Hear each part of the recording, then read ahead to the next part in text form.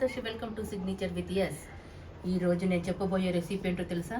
తెలంగాణ స్టైల్లో బగారా రైస్. దానికి ఏం కావాలో ఎలా చేయాలో చూద్దామా మరి. రండి. స్టవ్ ఆన్ చేసుకొని గిన్నెలో గిన్నె వేడయ్యాక కాస్త నూనె పోయాలండి. ఇప్పుడు ఆయిల్ వేడయిందండి.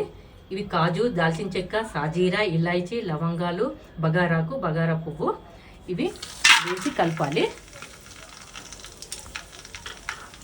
కాజు బ్రౌన్ కలర్కి వచ్చేసాయండి.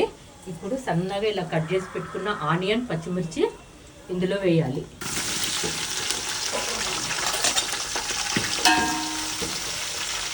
కాస్త బ్రౌన్ కలర్కి వచ్చే వరకు మన స్పూన్తో అటు ఇటు తింపుతూ ఉండాలి. అల్లం వెల్లుల్లి పేస్ట్ అండి.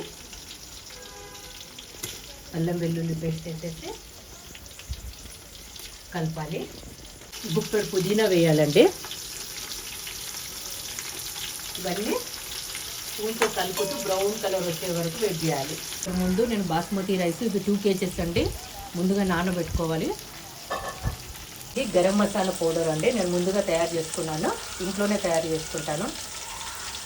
ఈ ఆనియన్, గరం మసాలా మొత్తము వేడైపోయిందండి. ఇది రైస్ వేసుకున్నాను, ముందుగా నానబెట్టుకున్న రైస్ 5 గ్లాసులు.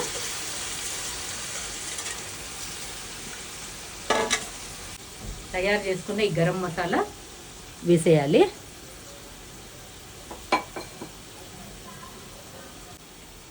తగినంత ఉప్పు, అంటే నేను చేతితో వేస్తున్నాను, మామూలుగా స్పూన్తో వేసుకునే వాళ్ళు స్పూన్తో వేసుకోవచ్చు.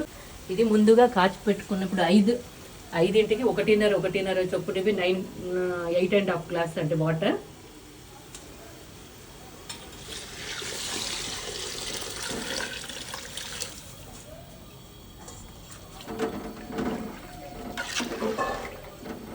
బగారాలో వాటర్ అయిపోయినాయండి.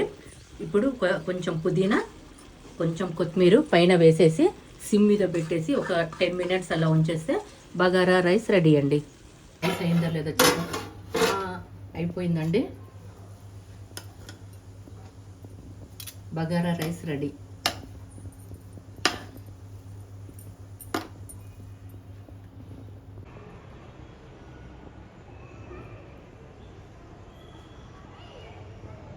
తెలంగాణ స్టైల్లో బగారా రైస్ రెడీ. ఇది గుత్తి వంకాయతో కానీ, ఆలు కుర్మాతో కానీ, చికెన్తో కానీ తీసుకుంటే చాలా బాగుంటుంది.